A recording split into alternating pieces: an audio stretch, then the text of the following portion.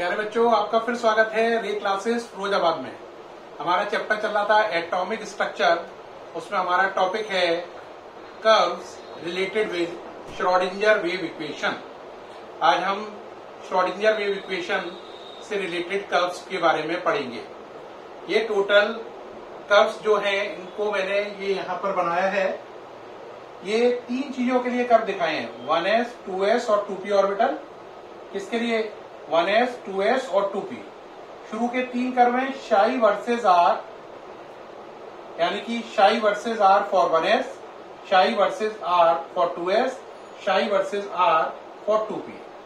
फिर उसके बाद शाई का स्क्वायर कर दिया है, शाई square versus R for 1s, शाई square versus R for 2s, शाई square versus R for 2p। ठीक, 2p का मतलब 2px है। 2p का मतलब और भी क्लियर कर लो, 2px ऑर्बिटल है ना। 2p का मतलब कौन सी है? 2px से है। आगे चले। अब ये है टोटल प्रोबेबिलिटी वर्सेस आर के curve, TP, total probability versus R. ये 1s का है, ये कर्व जो है ये 2s का है, और ये कर्व जो है ये 2px का है। किसका है? 2px का है। इसका है 2px का। ये बना हुआ नहीं है, इसे बना लीजिए, छूट गया ये। यहां पे इसे हटा के लोड कर दीजिए।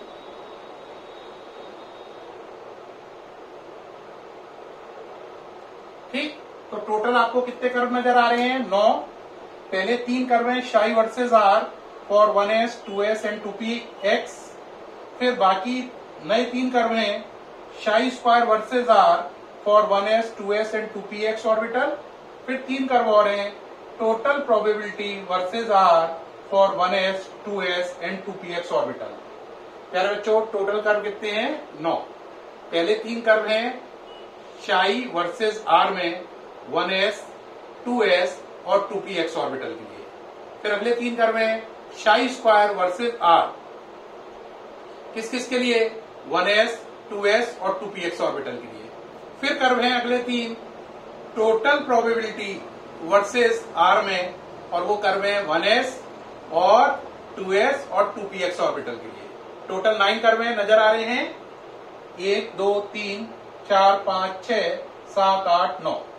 ये 1s ऑर्बिटल की शेप बनाई है मैंने, ये 2s की है, ये 2px की है। ये कर्व का पार्ट नहीं है ये शेप, लेकिन अगर ये शेप नहीं समझाऊंगा मैं तो ये कर्व भी आपको समझ में नहीं आएंगे। इसलिए इन शेप को डिजाइन किया गया है जिससे कर्व को समझा पाए। तो अब शुरू कर रहे हैं शाई वर्सेस आर कर्व को समझाना। ये तीनों कर्व समझा रहा हूं, फिर ये तीन समझाऊंगा, फिर ये तीन समझाऊंगा, यानी कि 9 कर्व 3, 3, 3 के स्लॉट में समझाऊंगा, है ना। तो पहले ऊपर का स्लॉट बताएं। पहली बात, शाई क्या है? शाई है वेव फंक्शन। क्या है? Wave function. यानी कि अगर इलेक्ट्रॉन कोई वेव बना रहा है, इलेक्ट्रॉन कोई वेव बना रहा है, तो उसका एम्पलीट्यूड ही उसका वेव फंक्शन है। उस वेव का एम्पलीट्यूड ही क्या है? वेव फंक्शन शाई। और आर का मतलब डिस्टेंस फ्रॉम न्यूक्लियस। तो शाई वेव फंक्शन है, आर डिस्टेंस फ्रॉम न्यूक्लियस है। अब पहला कर्व देखो। पहला कर्व ये बता रहा है कि जैसे जैसे आप न्यूक्लियस से दूर जाओगे इलेक्ट्रॉन मिलने की पॉसिबिलिटी कम होती जाएगी, कम होती जाएगी। लेकिन ये दोनों लाइनें छुली नहीं है। इसका मतलब पॉसिबिलिटी कम तो होती जाएगी, लेकिन कभी भी पॉसिबिलिटी 0 नहीं होगी। यानी कि पहला कर्व शाई वर्सेस आर है 1s का। ये कर्व बता रहा है न्यूक्लियस से दूर जाने पर इलेक्ट्रॉन मिलने की पॉसिबिलिटी कम होती जाएगी, लेकिन ये पॉसिबिलिटी कम तो होती जा रही है लगातार, लेकिन कभी भी 0 नहीं होगी। तो इस कर्व ने क्या बताया कि न्यूक्लियस से दूर जाने पर 1s ऑर्बिटल में इलेक्ट्रॉन मिलने की संभावना घटती जाती है, लेकिन कभी भी शून्य नहीं होती है। ठीक, ये 1s ऑर्बिटल की शेप है। 2s ऑर्बिटल का कर्व क्या बता रहा है? न्यूक्लियस से दूर जाने पर पॉसिबिलिटी कम होती है, कम होती है, कम होती है, कम होती है, और फिर 0 हो जाती है। जहां 0 होती है उसे बोलते हैं लो। फिर उसके बाद बढ़ती है, फिर घटती है, लेकिन 0 नहीं होती है। यानी शुरू में घटी, 0 हुई, फिर बढ़ी, फिर घटी, लेकिन फिर 0 नहीं हुई। इस बात को समझो, जो ये वाला पोर्शन है ये 2s ऑर्बिटल का डायग्राम है, जो ये वाला सर्किल है वो ये वाला पार्ट है, और जो ये वाली जगह है ये नोड है। ये नोड जो है वो ये है, यानी जो व्हाइट वाला पार्ट है ये वाला, ये है, ये वाला पार्ट ये वाला पार्ट है। देखो ये वाला पार्ट सेम है ना, देखो ये और ये सेम है ना, तो जैसे इसमें ये आया था ऐसे इसकी वजह से ये आ गया, ये सफेद वाली पार्ट की वजह से नोड आ गया, और जो ये सेकंड रिंग जा रही है, ये वाली सेकंड रिंग जा रही है, उसकी वजह से ये पोर्शन आ रहा है। तो देखो जरा बात को समझो, ये है, ये है, ये सफेद वाला पोर्शन ये है नोड, और ये सेकंड रिंग ये वाली बात है, ये वाला पार्ट ये वाली पार्ट है, और ये वाला पार्ट है व्हाइट वाला, और ये वाला गोल पार्ट ये वाला पार्ट है, इसमें ये गोल पार्ट ये पार्ट है। अब चलो इसमें पता चल रहा है न्यूक्लियस से दूर जाने पर इलेक्ट्रॉन मिलने की पॉसिबिलिटी पहले बढ़ेगी, फिर मैक्सिमम हो जाएगी, उसके बाद घटेगी, लेकिन जीरो कभी भी नहीं होगी।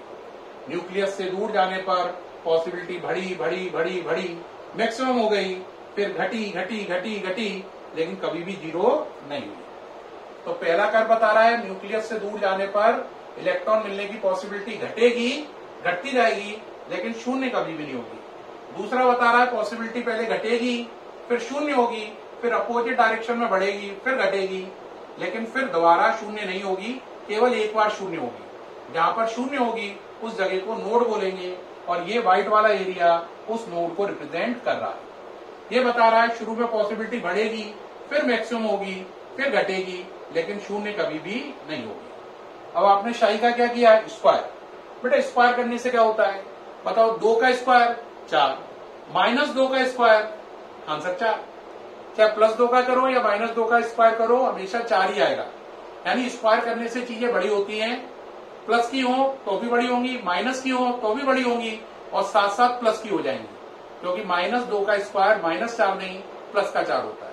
तो देखो इससे ये बड़ा हो गया, देखो ये बड़ा है, ये छोटा है, ये छोटा है, ये बड़ा है। स्क्वायर करने से बड़ा हो गया, इसमें स्क्वायर करने से ये पोर्शन बड़ा हुआ और ये माइनस से प्लस में आ गया। स्क्वायर करने से ये पोर्शन बड़ा हुआ और ये माइनस से प्लस में आ गया।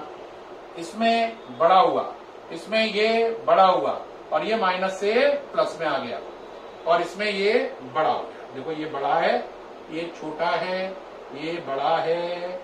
दोबारा समझो, ये छोटा था, ये बड़ा हुआ, ये छोटा था, ये बड़ा हुआ, ये माइनस था, ये प्लस हो गया, ये छोटा था, ये बड़ा हो गया। तो स्क्वायर करने का असर क्या जाएगा, छोटे से बड़ा हो जाएगा और माइनस से प्लस हो जाएगा, छोटे से बड़ा हो जाएगा, माइनस से प्लस होगा। अब आ जाइए टोटल प्रोबेबिलिटी वाले कर्व। इन टोटल प्रोबेबिलिटी वाले कर्व में क्या होता है बच्चों, ये जगह में डाल रहा हूं, टीपी लिखा है। टीपी क्या होता है, टोटल प्रोबेबिलिटी। टोटल प्रोबेबिलिटी जो होती है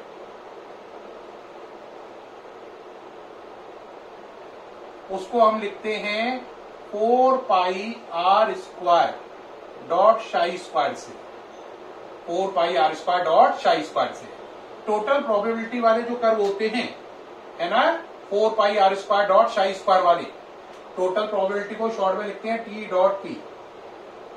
इन कर्व में क्या रिजल्ट होता है ध्यान दोगे, वो रिजल्ट होता है कि अगर जो चीज ऑलरेडी ऐसी है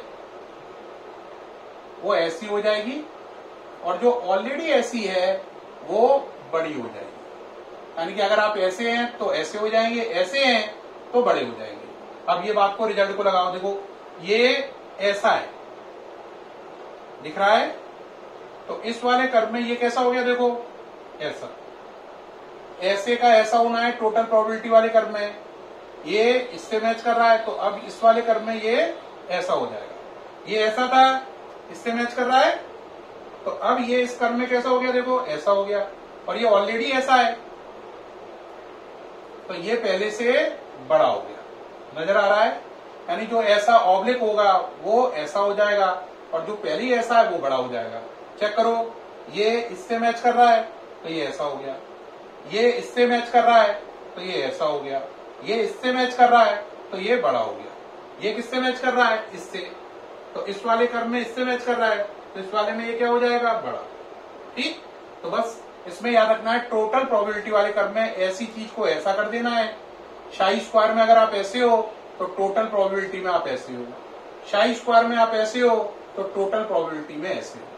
ये शाई स्क्वायर में ऐसा तो टीपी में ऐसा, शाई स्क्वायर में ऐसा तो टीपी में ऐसा। चेक कर लो, ये इससे मैच तो ऐसा हो गया,